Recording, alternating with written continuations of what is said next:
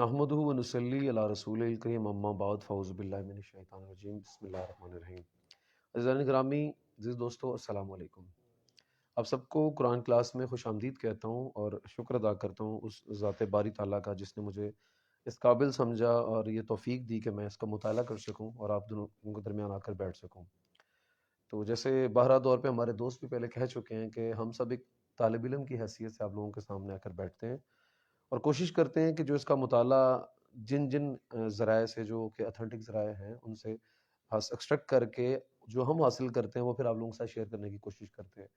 انسان خطا کا پتلا ہے جی، اور غلطی اور کوتاہی انسان سے ہو سکتی ہے، تو اللہ تعالیٰ سے معذرت کرتے ہیں پہلے کہ اگر اس کو سمجھنے اور پڑھنے میں کوئی کمی رہ گئی ہو تو پہلے تو اللہ تعالیٰ اس کی تصحیح کرے، اس میں بہتری عطا فرمائے اور معافی فرما دے۔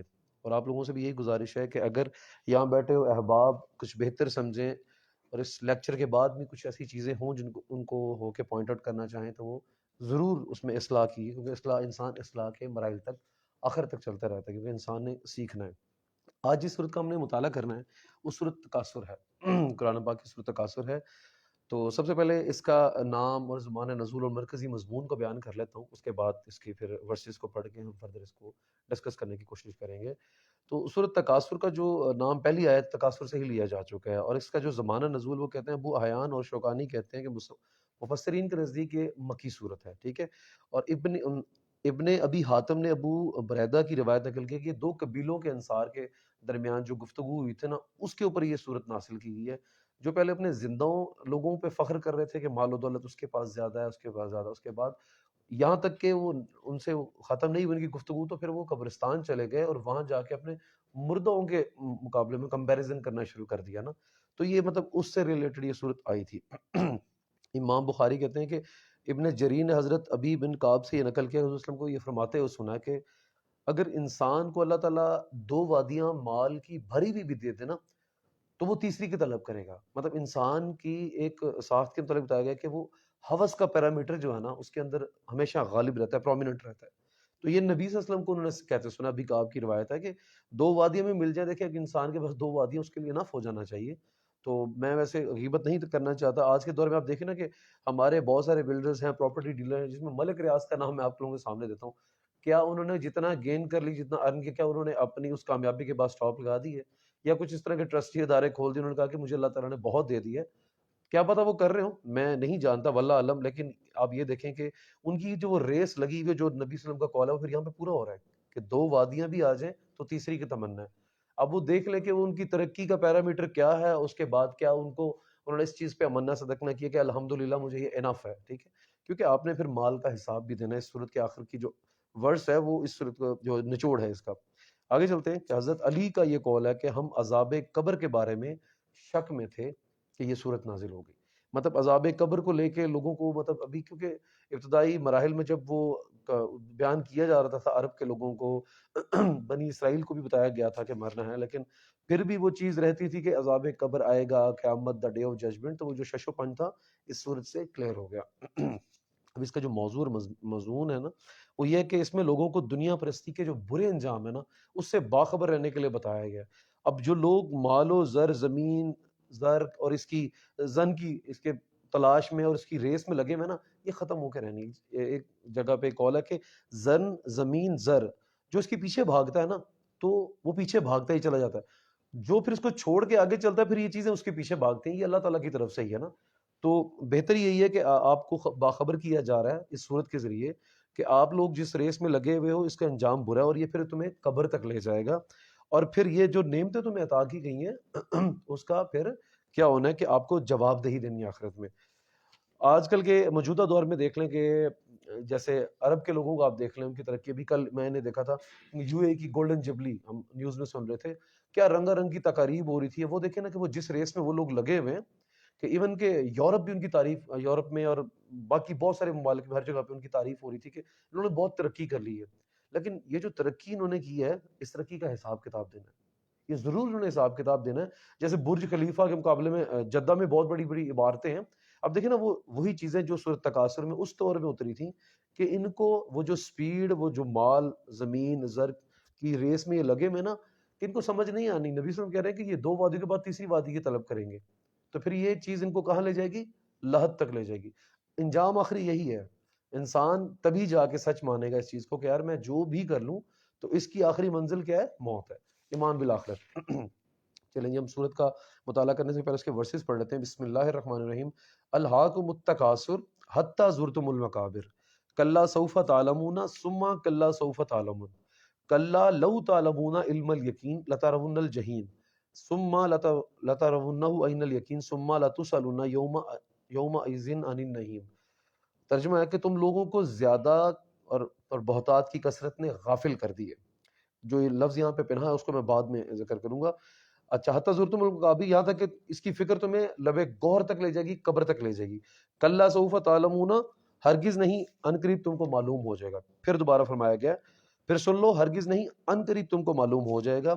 اور پھر کہا ہے کلا لو تعلمون علم الیقین, ہرگز نہیں اگر تم یقینی علم کی حیثیت سے اس روش کا انجام کو جانتے ہوتے تو تمہارا یہ طرز عمل نہ ہوتا. تم دوزخ کو دیکھ کر رہو گے, پھر سن لو تم بالکل یقین کے ساتھ اس کو دیکھ کر رہو گے. مطلب اس صورت میں بار بار ایک چیز کو ایمفیسائز کر کے کسی کو جھنجھوڑنا ہوتا ہے نا. اب کسی کو وارن کرتے ہو تو اس کو ایک دفعہ چیز کیا ہے کہ آپ گزر نہیں جاتے, یار بات سن لو, یہ جو تم کر رہے ہو اس کا انجام برا ہے. تو یہ وہی طرز عمل اپنایا گیا. اس کے بعد کہا جائے پھر ضرور اس روز تم سے ان نعمتوں کے بارے میں بھی جواب طلبی کی جائے گی. اب الہاکم التکاثر جیسے مرکزی مضمون بیان کو کیا جا چکا ہے. ڈاکٹر صاحب کہتے ہیں کہ الہاکم التکاثر کا مطلب یہ ہے کہ یہاں پہ انہوں نے بتایا نہیں کہ کس چیز کا مفہوم پنہا ہے, لیکن مقصد وہی ہے کہ بہتات نے, کثرت نے, تکاثر کثرت نے, کسی بھی چیز کی کثرت, مطلب ایکسٹریمزم آپ کا آ جاتا ہے کسی چیز کے بارے میں, اس نے آپ کو غافل کر دیا, اب اس کی دھن میں لگے ہو.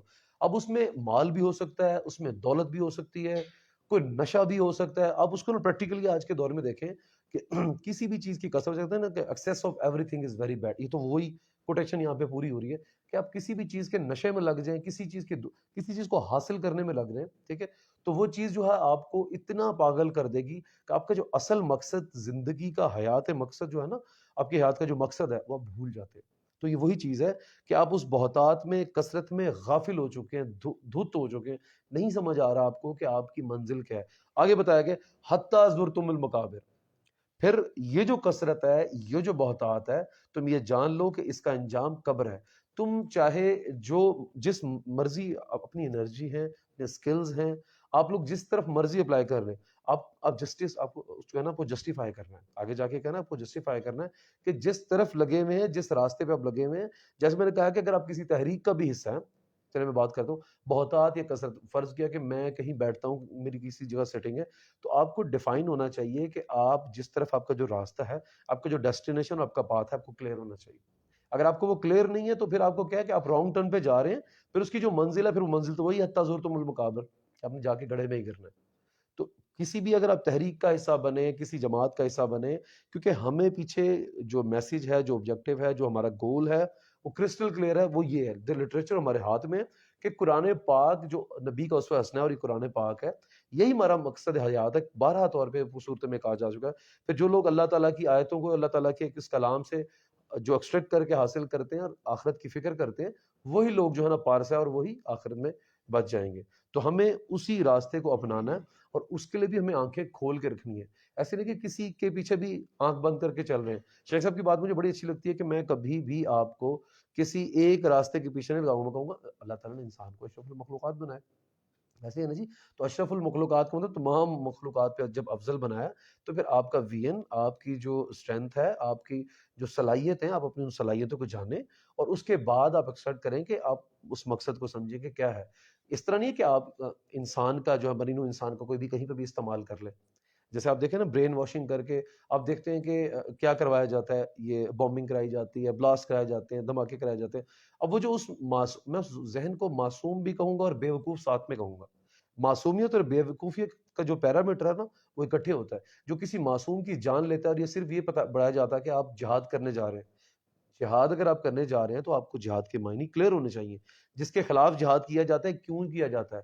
اگر نبی صلی اللہ علیہ وسلم نے بھی اگر آ کے پیغام دیا ہے توحید کا, رسالت کا, انہوں نے جنگیں لڑی ہے, تو ان کو کلیئر تھا کہ انہوں نے جنگ کا مقام تب آتا ہے, وہ ایک آخری مارکا ہوتا ہے کہ جب آپ اللہ تعالیٰ کا کلام زبان سے بیان کر چکے ہیں, آپ کے اعمال ان کو نظر آ رہے ہیں, آپ کا میسج ان کو کلیئر ہے, آپ کی جو ہے ایک جو ہے نا منظم جو کنٹرول یونیفارم ان کی جماعت تھی وہ کلیئر تھی.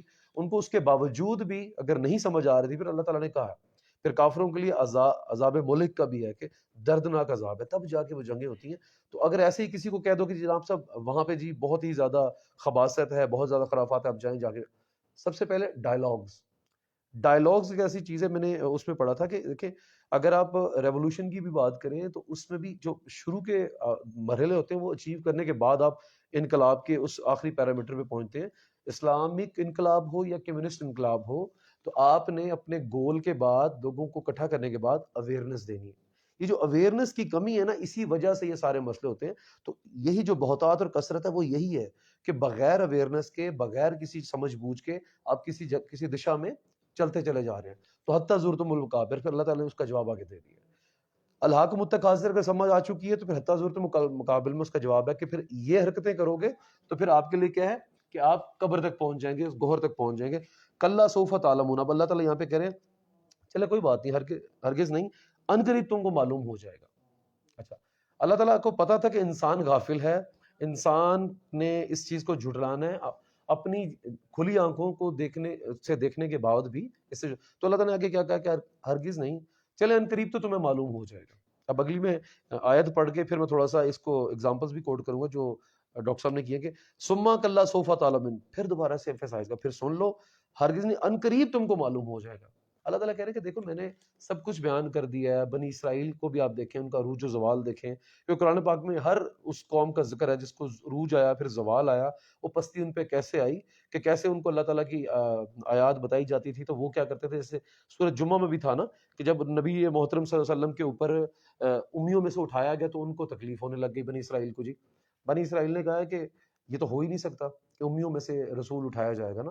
تو یہ وہ ساری باتیں یہاں پہ اٹیچ ہوتی ہیں آ کے کہ اللہ تعالیٰ کی مرضی، اللہ تعالیٰ کی طاقت ہے، اللہ تعالیٰ قادر ہے، اللہ تعالیٰ حکمت والا ہے، بہترین حکمت والا ہے. اللہ کو پتا ہے کہ جب بنی اسرائیل کے لوگوں میں سے اہل کتاب آئے تھے، نبی پیغمبر آئے تھے، انہوں نے اس چیز کو نہیں جب پہچانا تو اللہ تعالیٰ نے کو اس سے بھی ریلیٹ کیا کہ تمہیں جو دی گئی تھی کتاب تم نے اس کو نہیں سمجھا، تو تمہاری مثال تو اس گدھے کی سی ہے کہ جس کے اوپر کتابیں اور بوجھ لاج دے گئے. پھر یہیں پہ روک کے پھر کرنا نہیں، گدھے کو تو پتہ ہی نہیں ہوتا کہ اس کے اوپر کیا لادا گیا.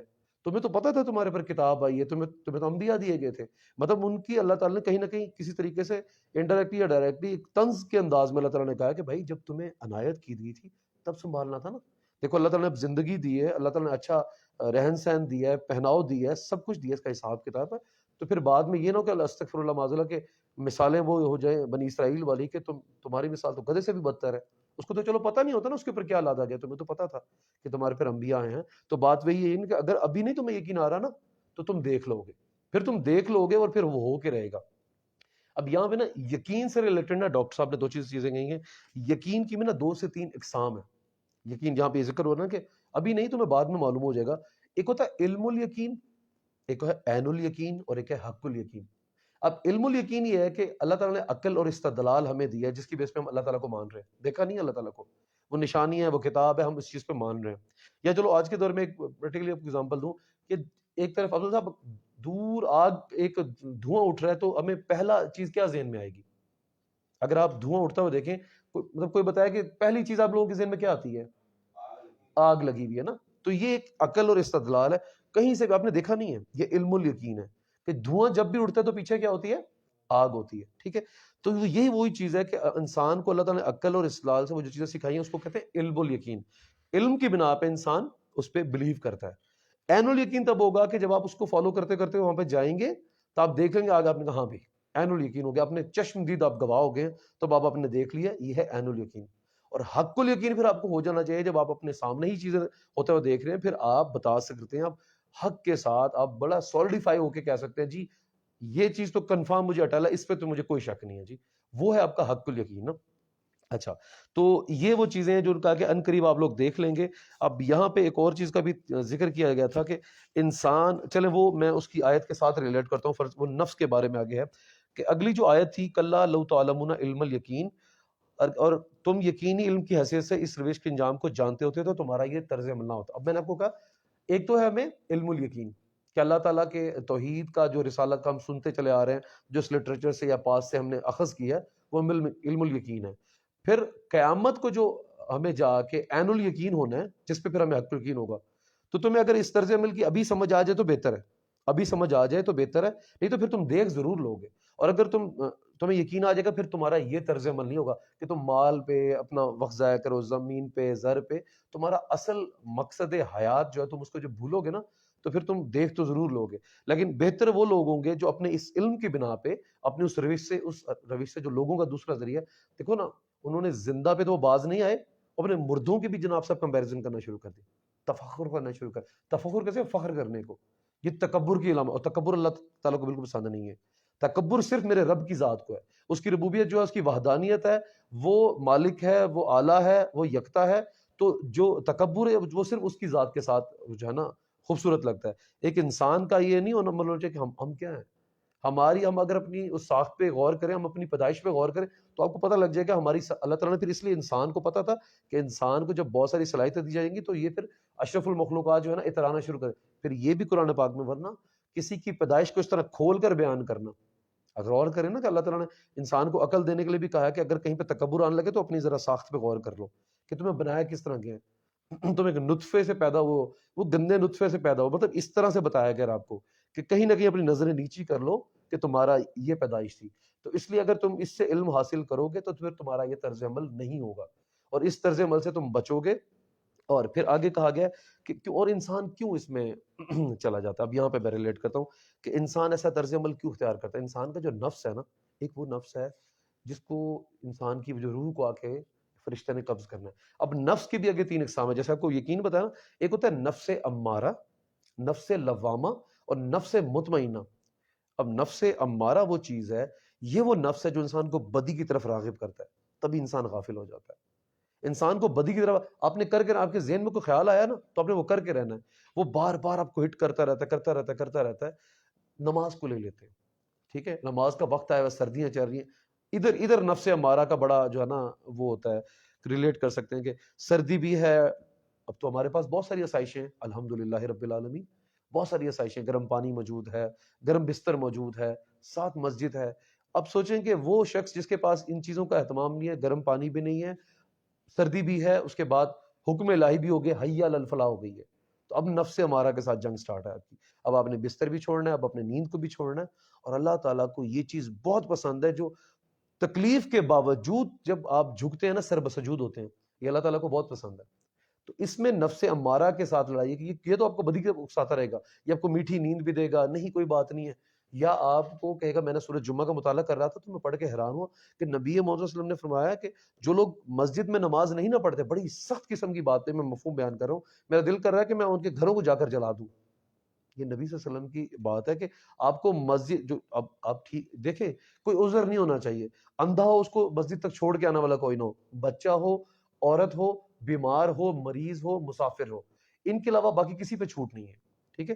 اس کے باوجود اگر ہم یہ عمل کریں گے، تو نبی صلی اللہ علیہ وسلم کا آپ دیکھ رہے ہیں کہ کہنے والی ذات کون ہے؟ وہ رحمت العالمین، ایک طرح سے وہ رحمت العالمین ہے، پھر وہ کس طرح کے سخت الفاظ استعمال کر رہے ہیں کہ میں اس گھروں کو، میرا دل کرتا ہے کہ میں جلا دوں جو کہ نماز مسجد میں آ کر ادا نہیں کرتے۔ ہم بھی بعض اوقات اب نفس ہمارا کا مرتکب ہو جاتے ہیں، اللہ تعالیٰ ہمیں ہدایت عطا فرمائے، تو ہمیں اس چیز کو سمجھنا چاہیے کہ نفس ہمارا نے تو آپ کو بدی پہ اکسانا ہے، آپ نے بچنا ہے۔ اب نفس لوامہ، دوسرا جو نفس ہے وہ نفس لوامہ، یہ وہ بدی کو مائنس کرتا ہے، ٹھیک ہے، نیکی غالب آ جاتی ہے، اور بدی کے جو پیرامیٹرز ہوتے ہیں ان کو مائنس کرتا ہے، وہ آپ کی بدیوں کا نہیں، وہ آپ کو پھر خیر کی طرف اکساتا ہے۔ یہ وہ خیر والا نفس ہے آپ کا، جو آپ کو بار ضمیر جس کو کہتے ہیں، وہ آپ کو جگاتا ہے، نہیں اٹھ ایاز، نہیں اٹھو دوستو، افضل صاحب، شیخ صاحب، تیمور صاحب اٹھیں۔ یہ صرف میں نے نماز سے اس لیے ریلیٹ کیا کہ آپ کا سب سے پہلا پلرز و اسلام جو دین کا جہاں ہم کمزور ہوں وہ نماز ہے، کیونکہ نماز کی ڈیفینیشن کیا ہے جی؟ نماز کیا کرتی ہے؟ برائیوں سے، بے حیاؤں سے روکتی ہے۔ جب آپ نے نماز قائم کر لی، بے حیائی رک گئی، تو پھر باقی چیزیں بھی آہستہ آہستہ، ٹھیک ہے۔ تو اس لیے پہلی چیز میں نے یہاں پہ ایگزامپل کی، بہت سارے ایگزامپلز ہیں آپ اپنے مائنڈ میں کر سکتے ہیں، لیکن میں نے یہاں پہ نماز کو جوڑنا پسند کیا، کیونکہ ہم پہلی ہی چیز جو پلرز آف اسلام ہے، جو ستون ہے، جس عمارت ہماری کھڑی ہونی ہے، ہم اسی سے ہی جو ہے نا وہ غافل ہوئے ہیں۔ تو نفس لوامہ آپ کو خیر کی طرف اکساتا ہے، تو پھر آپ نفس لوامہ سے نفس امارہ کو مار ڈالیے۔ پھر نفس مطمئنہ، جب ایک انسان چل پڑتا ہے پنجگانہ نماز کا، پھر نماز تکبیر اولا کے ساتھ پڑھنا شروع کر دیتا ہے، تو پھر اس کے نفس کو خیر کی عادت پڑ جاتی، پھر وہ نفس مطمئنہ حاصل کر لیتا ہے، اس کو وہ اطمینان ہو جاتا ہے کہ مجھے میرا راستہ کلیئر ہے، مجھے میرا گول کلیئر ہے اور میں نے اسی راستے پہ چلنا ہے. تو نفس مطمئنہ تک پہنچنے کے لیے نفس امارہ کو ماریے اور نفس لوامہ اور ضمیر کی آواز کو سنیے. آگے کہا گیا ہے کہ اللہ تعالیٰ الجحیم، اور اس کے بعد کہا گیا ہے کہ پھر سن لو تم دوزخ کو دیکھ کر رہو گے، پھر سن لو کہ تم بالکل یقین کے ساتھ اس کو دیکھ کر رہو گے. اب یہاں پہ نا ڈاکٹر صاحب کہہ رہے تھے کہ یا ایھا الذین آمنو کا ذکر بعض اوقات کیا گیا، یہ صرف کفار کے لیے نہیں، یا ایھا الذین نافقوا کا نہیں کہا گیا کہ منافقوں کے لیے. یا ایھا الذین آمنو، اس میں مومن اور کافر دونوں آتے ہیں. اب مومن مسلمانوں میں بھی نا صرف وہ نہیں ہے جنہوں نے گناہ کیا. اب دوزخ کو نا ایک نیک آدمی بھی دیکھے گا اور ایک بد آدمی بھی دیکھے گا. اپنے ذہن میں پل صراط کو دہرا لیجئے. پل صراط وہ لمحہ ہے جس میں کہا کہ پھر تم یقیناً اس کو دیکھ کے رہو گے. یہاں پہ کوئی وہ نہیں ہے کہ اسپیسیفائی نہیں کیا گیا کہ صرف گناہ گار لوگ پل صراط سے گزریں گے اور نیک نہیں گزریں گے، سب دیکھو گے. پھر دیکھو گے تمہیں یقین آئے گا. اس سے پچھلی آیت تھی نا کہ اگر تم علم الیقین سے پہلے ہی اپنے اس روش سے ہٹ جاؤ تو بہتر ہے. یہ تو کوئی بات نہیں، پھر تو آپ نے دیکھنا ہے، پھر پل صراط بھی آنا ہے، پھر ادھر فیصلہ ہو جائے گا کہ وہ جو گناہگار بد لوگ ہیں وہ کٹ کٹ کے گرتے رہیں گے، ٹھیک ہے، وہ عذاب ملک، اور وہ کہا گیا کہ اس کے جہنم کی وہ آخری وادی جس کا آگے صورت میں ذکر کیا گیا کہ وہ اس کے اندر گریں گے، تو وہ وہی پل صراط ہے. اللہ تعالیٰ نے یہاں پہ کہا گیا کہ پھر تم تو دوزخ کو دیکھ کر ہی رہو گے. اس میں مومن بھی ہوں گے، پھر اس کے اچھے اعمال جو ہوں گے. اور وہاں پہ یہ کہا گیا کہ جب نیکیوں اور بدیوں کا پلڑا آئے گا تو ایسا نہیں ہے کہ ایک نیک انسان نے نیکیاں بہت زیادہ کی ہوں گی تو اس کی بدیوں کو اس کو شو نہیں کرائے جائیں گے. نہیں، اس کی بدیاں بھی اس کے سامنے آئیں گی. اللہ تعالیٰ بتائیں گے کہ بدی تم نے کی تھی، یہ میری نظر تھی اس کے اوپر، لیکن ہم اس نیک آدمی کی جو نیکی ہے وہ بدیوں کے اوپر غالب آ جائے گی، وہ پلڑا بھاری ہو جائے گا. تو آپ کے سامنے آپ کے ساری زندگی کا ساسا لے کر آیا جائے گا.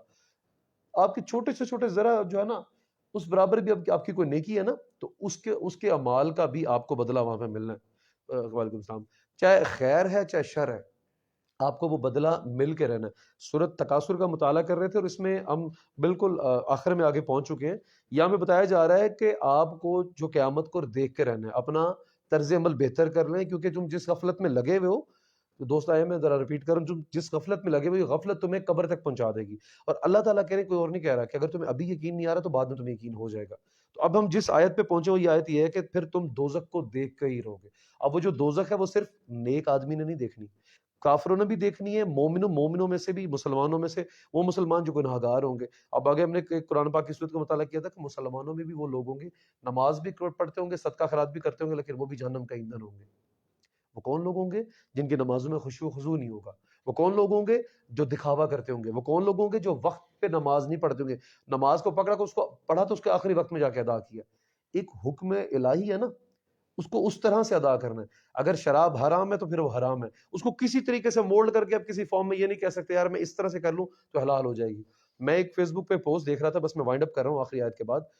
تو اس میں نا ایک ڈرامہ تھا، بہت پرانا ڈرامہ تھا. سلیم شیخ جو ہے نا، شاید وہ اس کا بٹ مین ہوتا ہے، وہ آرمی کا بندہ ہوتا ہے. میری فیس بک پہ بھی وہ پوسٹ ہے. تو وہ نا الارم سیٹ کر رہا تھا، گھڑیاں نا ایک لگا رہا تھا اور اس کو کہتا کہ یار اس کا نا اس پہ فلانا الارم کر دو. اس نے فرض کیا، اس نے 6:15 اٹھنا ہوگا، کہا اس پہ 6:20 کا لگا دو. پہلے زمانے میں موبائل اور الارم یہ سنوز چیزیں نہیں ہوتی تھا نا، ترقی وقت کرتے جاؤ تو وہ ٹائم پیس والی گھڑیاں ہوتی تھی جو ہمارے زمانے میں ہوا کرتی ہوتی تھی. تو وہ اسی دور کا ڈرامہ تھا. اب وہ رکھ رہا تھا نا، تو اس نے کہا سر یہ آپ کیوں لگا رہے الارم نا؟ کہتا ہے یار تمہیں پتا ہے صبح میں نے اٹھنا ہے نا. تو ہنس کے کہتا ہے صاحب جی آپ کو لگتا ہے کہ یہ گھڑیاں آپ کو وقت کا پابند کر دیں گی؟ آپ کو لگتا ہے یہ گھڑیاں آپ کو وقت کا پابند کر دیں گی؟ تو پھر ہنسنے لگ گیا. کہتا ہے یار تم ہنسے کیوں اس بات پہ؟ کہتا سر یہ آپ کی بھول ہے کہ گھڑیاں آپ کو وقت کا پابند کر دیں گی. وقت کی پابندی اور تقسیم تو میرے مالک نے کر دی ہے. اگر آپ اللہ تعالیٰ کی بنائی ہوئی سوئیوں پہ چلو گے تو پھر کوئی آپ کو ان گھڑیوں کی ضرورت ہی نہیں پڑے گی. کہتا اللہ تعالیٰ کی بنائی ہوئی سوئیاں مطلب میں سمجھا نہیں ہوں. کہتا دیکھو اللہ تعالیٰ نے سوئیاں بنا دی ہیں، آپ کو فجر، ظہر، عصر، مغرب، عشاء، وقت کی اس سے بہتر تقسیم ہو ہی نہیں سکتی. 24 گھنٹوں کو اللہ تعالیٰ نے کس خوبصورتی سے جو ہے نا تقسیم کر دی ہے. صبح صادق کا وقت ہے، اٹھو، چہل قدمی کرو، اللہ تعالیٰ کا ذکر کرو، طلوع سحر دیکھو، وہ نظارے دیکھو وہ جو تمہارے لیے بنائے گئے ہیں، ٹھیک ہے. پھر ظہر کو تھوڑا سا رکو، کھا پی لو، سستا لو، ٹھیک ہے. اس کے بعد پھر عصر کا وقت آتا ہے. مطلب اس نے بیان کیا، میں مفہوم بیان کروں بڑی خوبصورتی سے. دیکھو اس طرح کے جو ڈرامہ آتے تھے، اس طرح کا جو کنٹینٹ پہلے آتا تھا، وہ چیزیں کھو چکی ہیں کیونکہ وہ خرافات جو قیامت کی نشانیوں کے قریب آ کے ساری چیزیں منجمد ہو جائیں گی. اس نے کہا پھر عصر کا وقت ہے، شام ہو گئی ہے، واپس گھروں کو آ جاؤ، ٹھیک ہے، گھروں کو آ جاؤ. پھر مغرب، تسبیح اٹھاؤ، واک کرو، اللہ تعالیٰ کا ورد کرو، ٹھیک ہے. پھر عشاء کا وقت آتا ہے. اب کھا پی کے اللہ تعالیٰ کے مطابق اب دن کا اختتام ہو چکا ہے، اب تم آرام کرو، اب تم سستاؤ، اب تم اپنے بستر پہ چلے جاؤ، اب اپنی روح کو آزاد کر دو. ٹھیک ہے، اب آپ اپنی روح کو آزاد کر دو. جس خوبصورتی سے وہ سمجھا رہا تھا نا، تو میں نے کبھی ویسے سمجھنے کی کوشش نہیں کی، میں اپنی بات کر رہا ہوں. کیا خوبصورت اس نے بات کی. جب عشاء کی اذان آتی ہے، اللہ تعالیٰ کی نماز ادا کرو، اگر اور کوئی امپورٹنٹ کام نہیں ہو سکتا ہے تو اس کے بعد آپ کیا کریں، آپ اپنی روح کو آزاد کریں، بستر پہ چلے جائیں، کیونکہ نیند موت کا دوسرا نام ہے. روح پھر آزاد ہو جاتی ہے. پھر اللہ تعالیٰ کے اوپر ہے کہ اللہ تعالیٰ کا حکم ہوگا تو آپ اٹھیں گے، پھر نہیں اٹھیں گے. اب اپنی روح کو آزاد کر دیں. پھر وہ ایک دفعہ نا سوچ میں پڑ گیا، کہتا اپنے آپ کو اللہ تعالیٰ کی بنائی ہوئی ان گھڑیوں کا پابند کر دیں، ان سوئیوں کا پابند کر دیں، زندگی بہت آسان ہو جائے گی. آپ کا سلیپ سائیکل ڈسٹرب ہے، آپ کا کھانے کی چیزیں ڈسٹرب ہیں. آپ لوگ دیکھیں نا کہ اللہ تعالیٰ نے جو تقسیم کی، ہم اس کے کتنے خلاف چل رہے ہیں. اب آپ اس چیز کو دیکھیں گے تو پھر آپ وہ اللہ تعالیٰ نے جو کہا کہ پھر اگر تم پہلے ہی اپنی روش بہتر کر لو گے تو پھر ورنہ تو عذاب تو دیکھ کے رہو گے. اب آخری ہے ثم لا تسألون یومئذ عن النعیم. اب پھر تم اس روز اس نعمتوں کا بھی تم سے حساب لیا جائے گا جو اللہ تعالیٰ نے تمہیں عطا کی. نعمتیں اگر آپ بلیسنگز ہیں، بار بار اللہ تعالیٰ نے سورۃ رحمان بھی اپنے فبأي آلاء ربكما تكذبان، ایسے اس کو سورت کو پڑھے، بار بار یہ فکر آتا ہے کہ پھر تم اپنے رب کی کون کون سی نشانی کو جھٹلاؤ گے. ٹھیک ہے، تو اللہ تعالیٰ نے نشانی کہیں، یہ جو آپ دیکھتے ہیں نا، ہر چیز اپنے استطاعت اور اپنی طاقت کے ساتھ اس کی جو نا بڑائی بیان کر رہی ہے. انسان ہے، اشرف المخلوقات ہے، وہ بول کر اس کی تعریف کر رہا ہے. چرند پرند وہ بھی چہکا کر، مہک کر، خوشبوئیں مہک کر. اب کچھ چیزیں اپنی وجود سے اللہ تعالیٰ کی جو ہے نا بڑائی بیان کر رہی ہے. یہ پہاڑ ہے، اس کی ہیبت ہے، ٹھیک ہے، دریا ہے، سمندر ہے، اس کی وسعت ہے، آسمان کو دیکھ رہے ہیں، اس کی وہ قدرت ہے، اس کی کریشن جو ہے نا وہ بول رہی ہے اللہ تعالیٰ کی، بیان کر رہی ہے بڑائی. تو وہ نعمتیں. اس کے علاوہ آپ یہ سوچیں، فائنڈ اپ کر رہا ہوں، ڈاکٹر صاحب کہہ رہے ہیں کہ جب آپ مر جائیں گے صاحب سے 4 سے 5 سوالات جو ہونے ہیں نا، اس میں سب سے پہلا سوال ہوگا کہ عمر کہاں گزاری. ٹھیک ہے، اب عمر کہاں گزاری میں ایک سب کوسچن ایک اور بھی ہے کہ عمر کا جو شباب تھا نا، عمر کا شباب، جب آپ 50-60 سال کی عمر پا کے اس دنیا سے جائیں گے تو ایک شباب ہوتا ہے عمر کا، ایک وقت ہوتا ہے جب آپ کے اوپر بڑا، جب آپ جو خوشنما ہوتے ہیں، آپ کے اندر طاقت ہوتی ہے، سب کچھ ہوتا ہے، کرنے کی صلاحیت ہوتی ہے، ہر چیز وہ یہ وقت گزر رہا ہے. یہ جو جوانی کا 24 سے 30-35 سال کا جو اس میں اللہ تعالیٰ نے انسان کو پوری قوت ارادی صلاحیت دی ہوتی ہے، وہ کچھ بھی کر سکتا ہے، خوشنما شکل ہوتی ہے، ایک قوت ارادی ہوتی ہے. تو اس کا نا وہ شباب والی جو عمر ہے نا، وہ کہاں گزاری ہے آپ نے. اس کا حساب پھر مال کا حساب ہوگا، جو کہا نا پھر تم سے تمہاری ساری نعمتوں کو، پھر مال کہاں سے کمایا، حلال طریقے سے کمایا، حرام طریقے سے. پہلے تو یہ آپ کو کلیئر کرنا ہے. پھر یہ ہے کہ مال کے متعلق سوال یہ ہوگا کہ مال خرچ کہاں پہ کیا. چلو کما لیا، حلال کما لیا، خرچ کہاں پہ کیا؟ کیا صرف اپنی ہی ذات پہ خرچ کیا؟ وہ جو ریس لگی ہوئی ہے برج خلیفہ، اور جیسے میں آپ کو کہا تھا گولڈن جوبلی، آپ اٹھا کر دیکھ لیں کیا رنگا رنگ کی تقریبات ہیں. اب یہ دیکھیں کہ پھر اس مال کا خرچ جو ہے نا آپ نے کس طرح سے کیا. کیا آپ نے اس میں سے زکوٰۃ، خیرات، صدقہ کیا؟ کیا آپ نے بھوکے کو کھانا کھلایا؟ کیا آپ نے یتیم کی کفالت کی؟ کیا آپ نے بیوہ کا خیال رکھا؟ تو یہ وہ ساری چیزیں ہیں جس کا ذکر بعد میں تک کیا جاتا ہے. مال کا ذکر کیا جائے گا تو آپ کو تب جا کر پھر آپ کو جو دین اسلام تھا اس کے اوپر کا آپ کتنا چلے، اور نبی محمد صلی اللہ علیہ وسلم کی ذات کا چہرہ اقدس دکھایا جائے گا کہ اعظم کی ذات کو آپ پہچانتے ہیں.